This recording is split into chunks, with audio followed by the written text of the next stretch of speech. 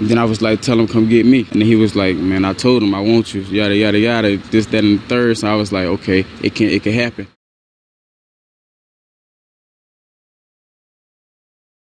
So a few days ago, we talked about how your boy, CJ Stroud, he came out and stated in his rookie season, he is going to quote unquote turn around the Houston Texans. If you haven't seen that video, feel free to check it out. We talked all about it, and to be honest, I thought this was the last time we was going to talk about CJ Stroud up until the NFL season. But here we are. We are here yet again to talk about him because some reports have been coming out that he's already telling the Houston Texans what to do. Whoa, hold on. Some of you probably think I'm over-exaggerating that, but no, it's 100% true. Ladies and gentlemen, you do not see this every day, where a rookie quarterback who just got selected in the NFL draft is already calling the shots. And maybe what's even crazier about this, and we're going to talk all about it, is the Houston Texans, they're listening to him. And also in today's video, we got to talk about what another Ohio State first-round pick, Jackson Smith-Njigba, is saying already about the NFL. How do I say this nicely? Jackson Smith-Njigba, he's a little delusional with this statement. At least that's what I think. We got a jam-packed video. I don't want to waste any time whatsoever. If you like the content, consider joining. If you don't like it, well, you don't got to subscribe. All right, man, blah, blah, subscribe up. Now, without further ado,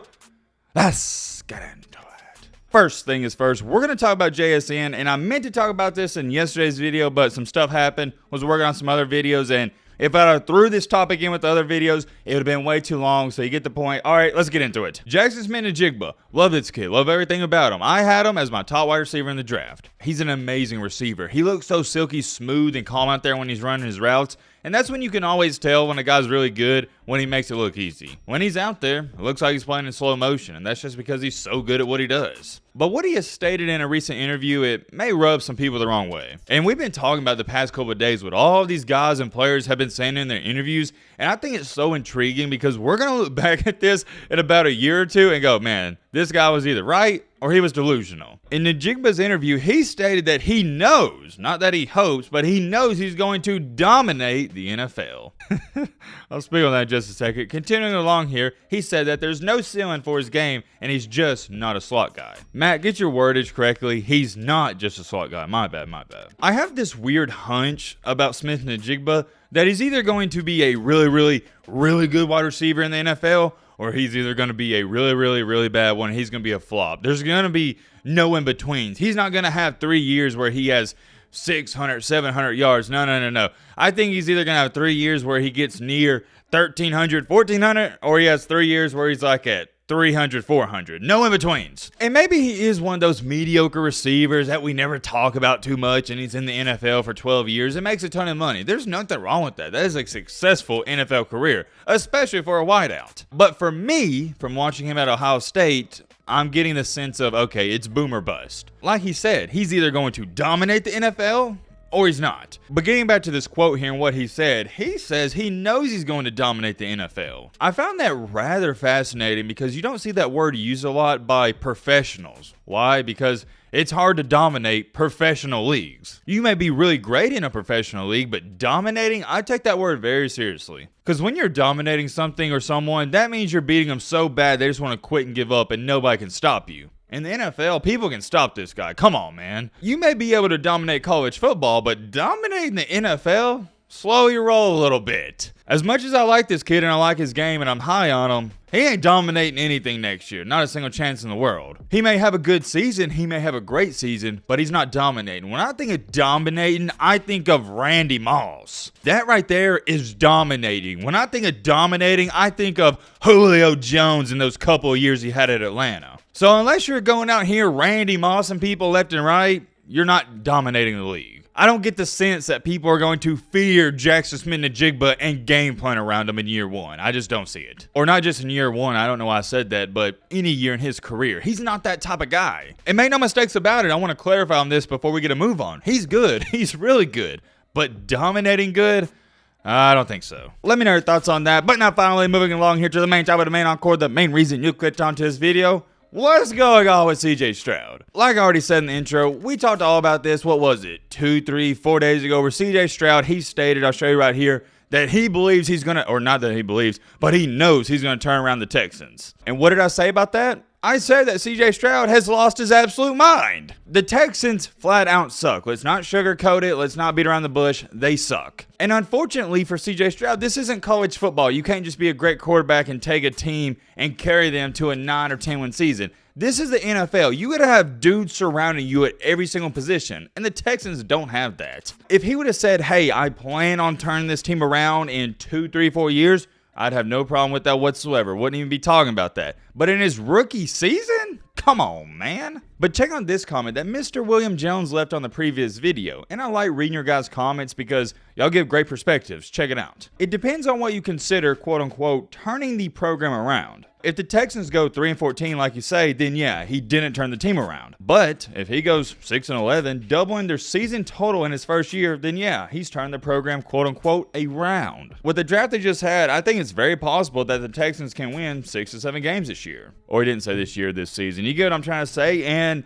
I don't know, let me know in the comment section, how do y'all feel about that? If the Texans win 6 or 7 games, would you consider that turning around the team, turning around the franchise? Let me know, because I don't know. I think you make an argument for either way. At least for me, when I think of turning a organization around, I think of at least winning 8 or 9 games and making the playoffs. But that's just me. I don't know. I just have a hard time sitting up here saying, oh yeah, CJ Stroud turned the Texans around if they go 7-10. No, that's still a losing season. But I do get your point with this comment. If you do win 6 or 7 games, you're doubling the win total, so fair argument. I would love nothing more than to read off some of your guys' comments because y'all give great points, but we gotta get a move on. And plus, a lot of them just said the same thing this one says right here. Most of the comments were saying, hey, Matt, come on. I mean, you want your quarterback to be confident, and I do agree. But at the same time, I also believe you can be confident when out stating to the public, you're gonna turn around the team in your rookie season. I just didn't like that because if he goes out there and he's terrible, people are gonna bring up these statements and they're gonna mock him. But with all that being said, we gotta get a move on to this current situation that we just found out about. We're getting straight into it. Reports have came out that after the Texans drafted CJ Stroud with the 2nd overall pick, he immediately told the front office that he wants them to draft Houston wide receiver Tank Dell. Now, if you are a casual college football or NFL fan that keeps up with all this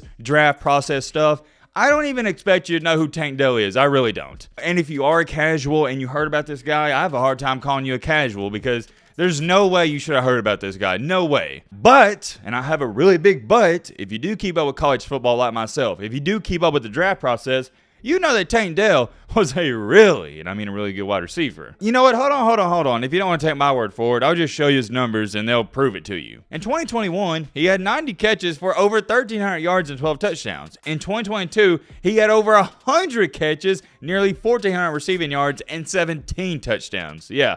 Not too shabby. The dude could play, and his actual name that he goes by is Nathaniel Dell, but I call him Tank Dell, that's his nickname. Make no mistakes about it, Tank Dell can play, man. Now, let me clarify, do I think he's on the level of JSN, Quentin Johnson, Zay Flowers, or Jordan Addison? No, I do not. But this dude can play, and you got him in the 3rd round. So to me, I think that's a good pickup. But the most important part about all this is CJ Stroud told the front office, hey, I want you to draft Tank Dell, and they did it. And if you don't want to take my word for it yet again, that's cool. Tank Dell confirmed this story. Matt, roll a clap.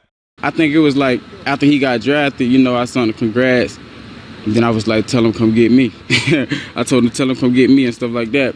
And then he was like, I got you, trust me. And then the next day, I think he called me, he FaceTimed me out of nowhere. Like I texted him.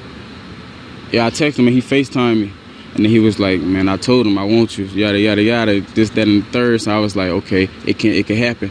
And then, I got that call.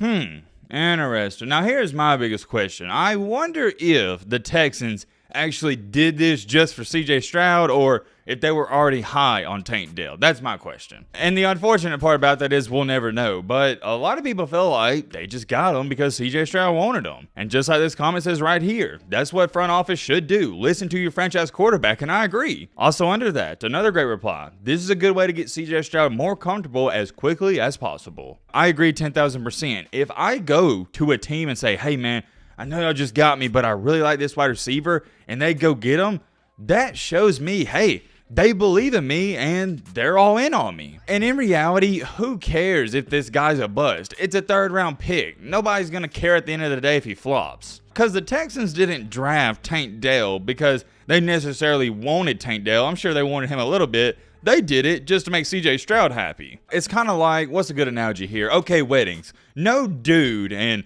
at least any dude I've met, actually wants to go to weddings. If they say they do want to go, they're straight up lying to you. They probably drink Bud Light. But the point is, the only reason us men go to weddings is to make our girlfriends happy, or family happy, or friends happy. That's it. But if you have fun at the wedding, that's just a bonus. That's the cherry on top. That's how it is with the Texans drafting Tank Dell. You didn't get Tank Dell because you wanted him. You got Tank Dell because CJ Stroud wanted him. Now, if it turns out Tank Dell is a really good player, that's the cherry on top. You see what I'm saying? Same thing with weddings. You don't want to go to them, but hey, you're there. Might as well try to have fun. The Texans might as well try to use Tank Dell. Give him a shot. I did find this interesting, though, and I did want to speak on it. I would love to talk about this some more, but there's a bunch of stuff going on in the college football world that I got to talk about. Let me know your thoughts down below, but roll with it!